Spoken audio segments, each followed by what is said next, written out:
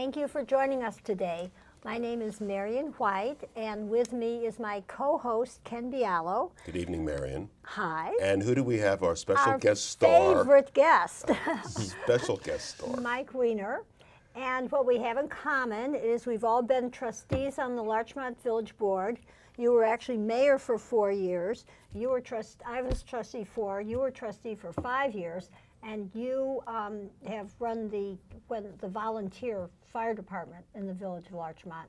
And are still, I believe, a volunteer fireman. Yeah, still doing that every now and then. That's, 30 years or more? 50, That's close to amazing. 50. In between the two of you. We don't need to be more precise. Well, thank you very much for doing that. You're actually saving lives, so that's wonderful. So are we. But broadcasting the news, all the news that's fit to print, don't you think that saves lives? Well, if people would listen, there is that catch. Well, we are so excited because we get to open up with Furniture Share House again. Right. They are having their gala for 2016, the Power of 10. You know what that means. They're It's been around 10 years. 10 years old. 10 years old. And I think it says that they've given out 54,000 items of furniture Yep. to more than 10,000 individuals. Yep. So that is just incredible. I saw your wonderful wife over the weekend, and she was looking like she was a little harassed. Because There's this a is lot hard. of pieces to pull together Yeah. for this thing. But it's going to be the same format, I think, as it has been in the past, hopefully a little more efficient. But basically the various designers who have volunteered are going to set up little vignettes. I love of those. things. That's They're very kinda- it's interesting, kinda seeing cool. how they yeah, use things. They use stuff that's donated to Furniture Share House, and they set up these little vignettes, and you walk around, and they have little price tags on them, and you can put your name on it, and somebody puts their name on it next at a higher price. Something that you and Bill did recently at an art event. Fabizino? What did we get? I don't know, but it was pretty cool. It Anyway, was very cool. Yes, outdid me. Yeah. You did. Well- Anyway, so you walk around and do that, and then there's food, and there's alcohol, and then there's an actual auction, live auction with an auctioneer kind of person. Oh, really? Auctions off some of the, not the furniture vignettes, but things like vacations and Yankee tickets and so Oh, on. okay. And I who's think- the auctioneer? I don't know. But I do think that they are going to cut down on the silent auction stuff this year because that takes a huge amount of work. And I don't know if it's sufficiently rewarding. So I think there'll be a smaller silent auction, and then there'll be a real auction. And it's going to be a great night. What time has she got it down there for? 6:30 or something on the night of October 20. Yeah, something like that. If you want information, they'll put this on the, Put this on the screen, Screen. but let's at least get the date right.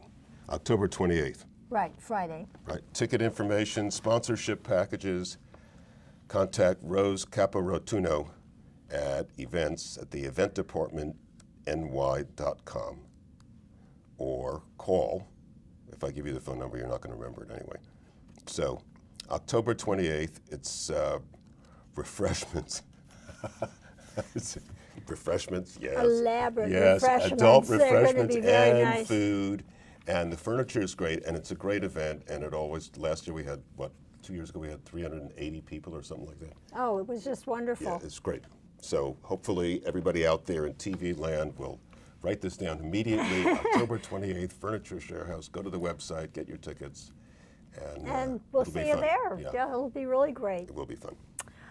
So our other bit of news, I guess, is that we have this Sunday Fund, Yes. as you remember. Now, could you explain to our listeners how this came about? To our viewers. Yes, so you're right. I have no idea how this came about, but I do remember we were being silly one night, and One, particularly silly. And what we were, look, we had a logic here.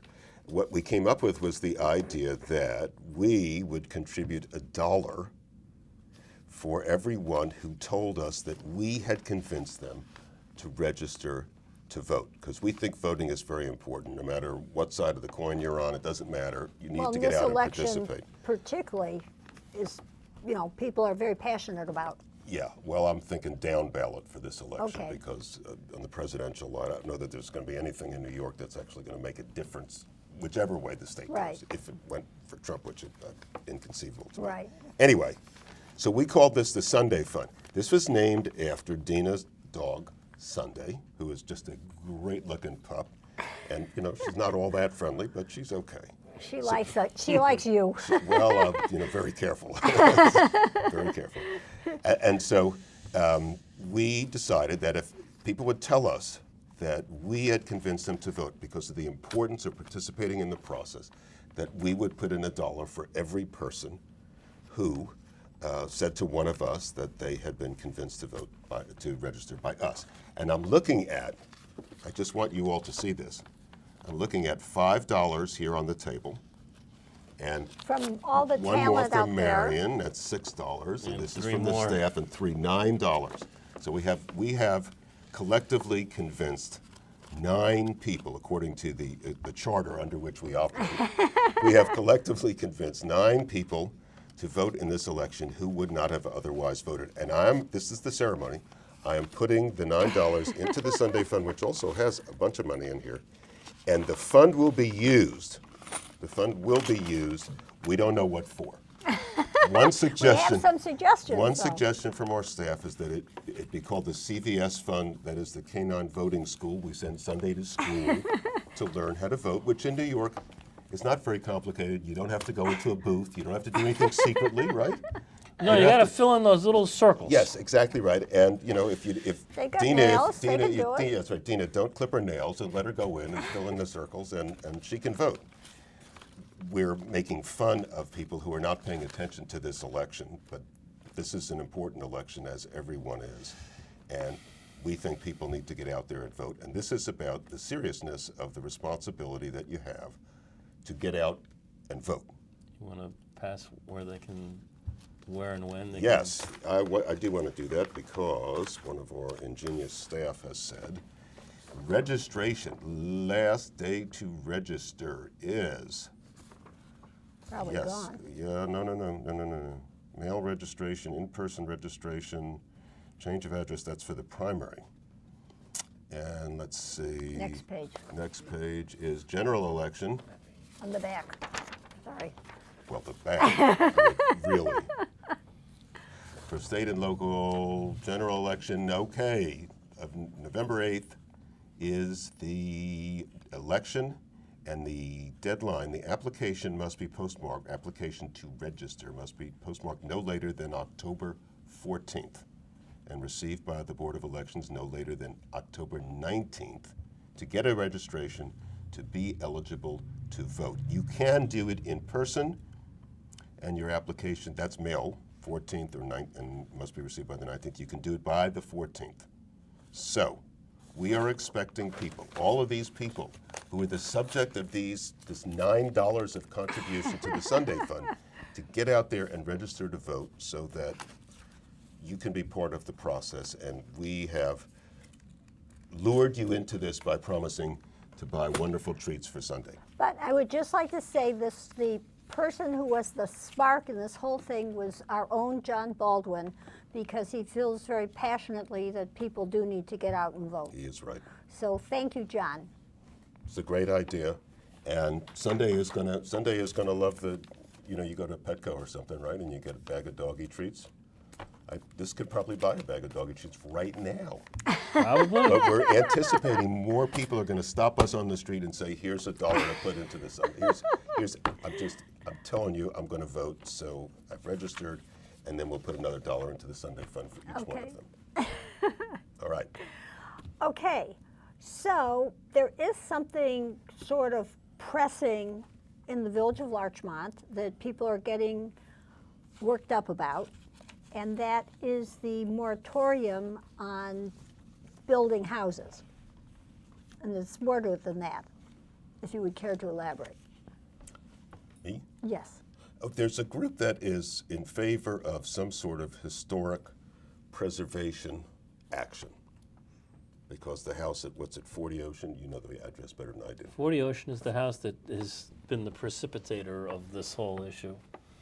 Where the, Well, but sort of other things started before We put in a demolition law, when we you put were in, mayor. you need to have a demolition permit. We put that in the 90s. we put that in to make sure that proper controls and the processes were followed.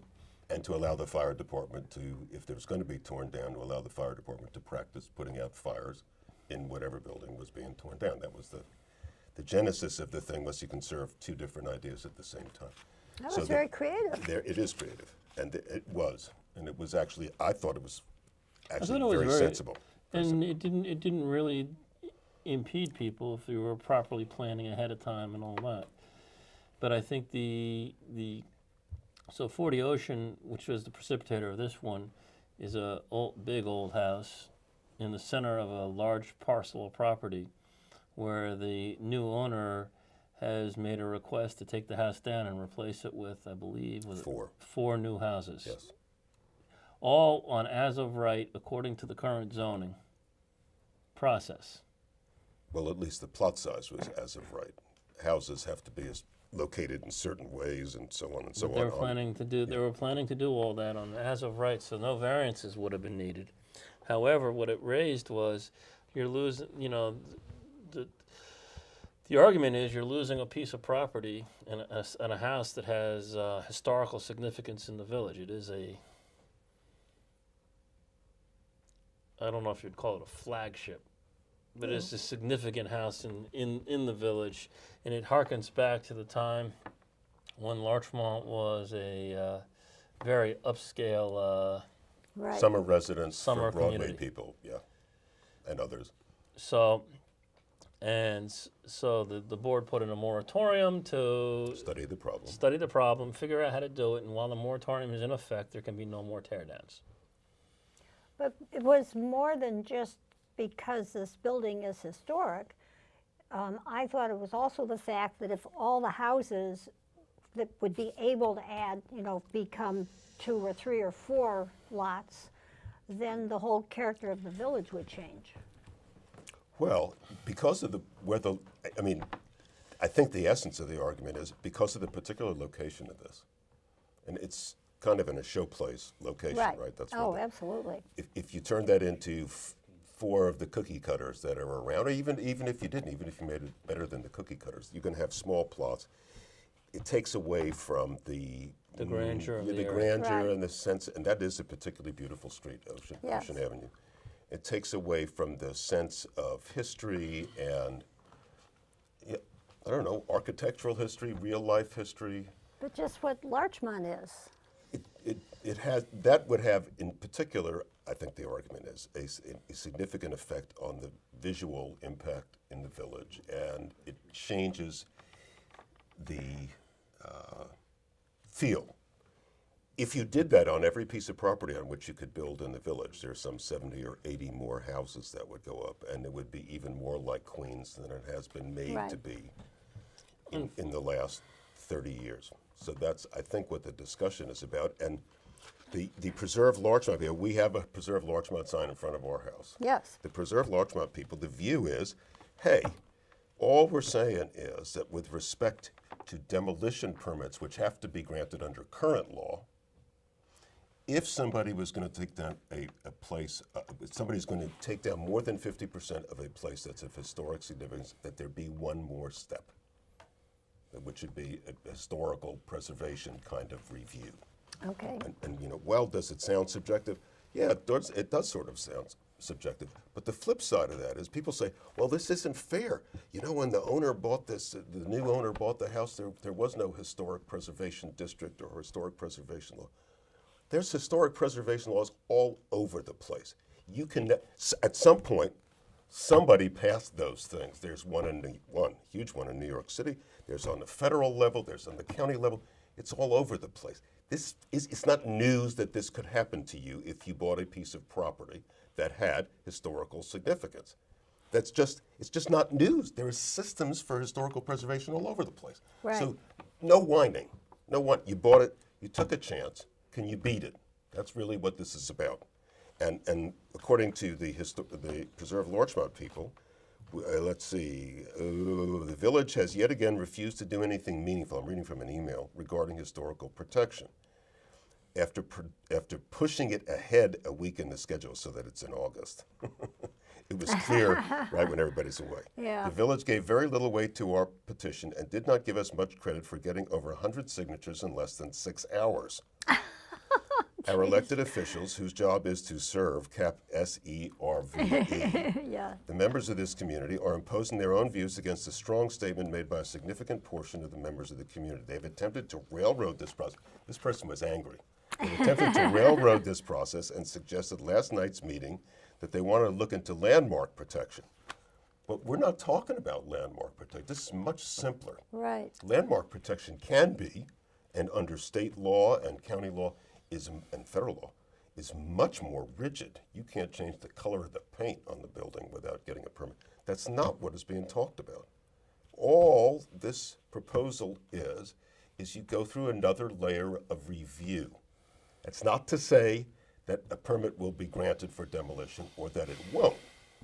But if you want to take on more than 50% of a building that has some historic significance, then you have to go through an additional process. I personally, private property rights notwithstanding, think that when you live this close to each other, as we are in the Sound, we're just packed together like Right. Well, know, that's the sardines. part That that, this is important. yeah. Unfortunately, I disagree with a lot of this. I'm And the glad. reason I disagree is if we just take a look at the number of variances we grant from zoning. And zoning was what was meant to be is the codified methodology on how we can stay civil with each other.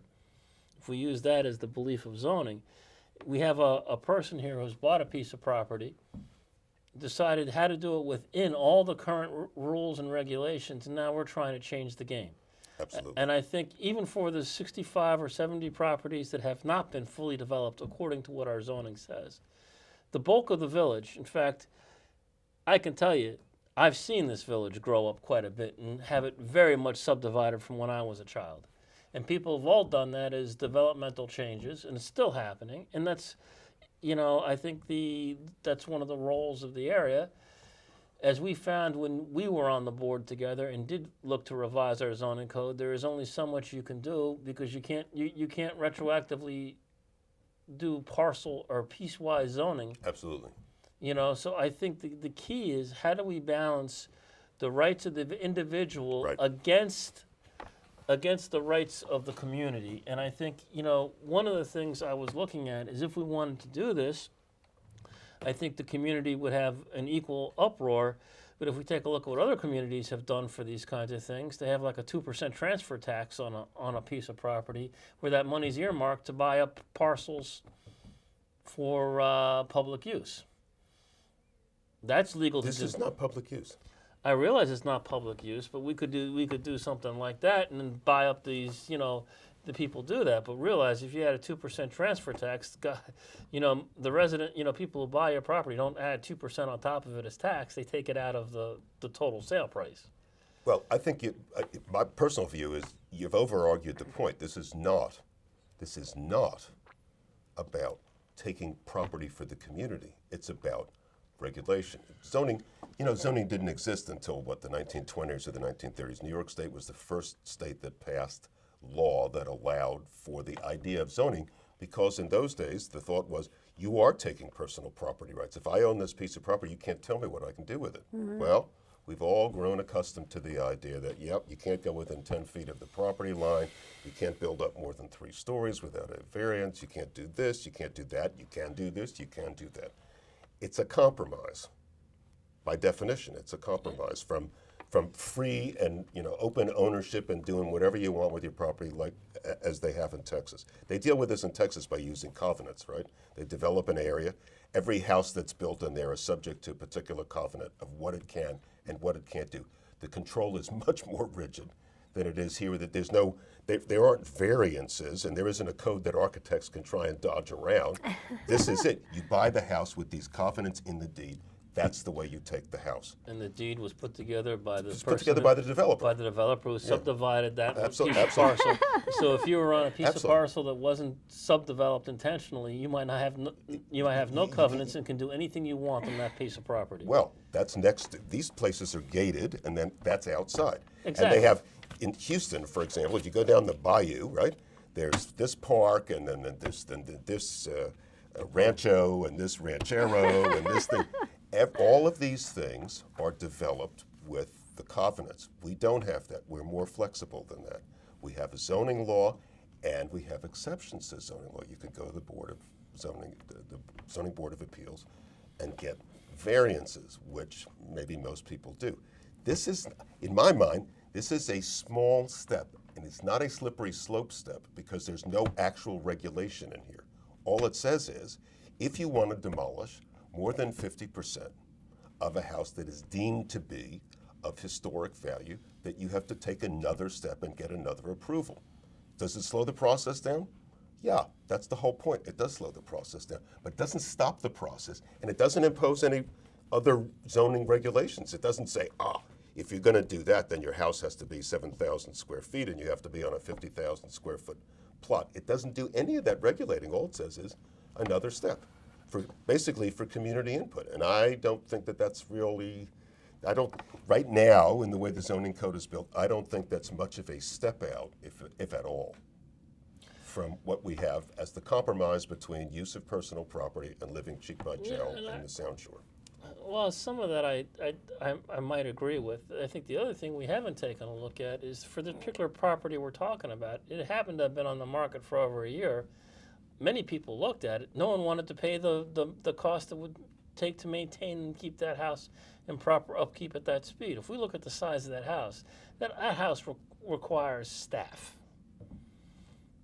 No dual working family is going to clean that house by themselves on their own. If you take a look at the size of that house, the maintenance that house requires. And I think some of this is practicality. I mean, why couldn't that point be made in this extra step? I mean, you could stand up and say, hey, the house is on the market for more than a year, blah, blah, blah, blah, blah. Your point may be well taken there.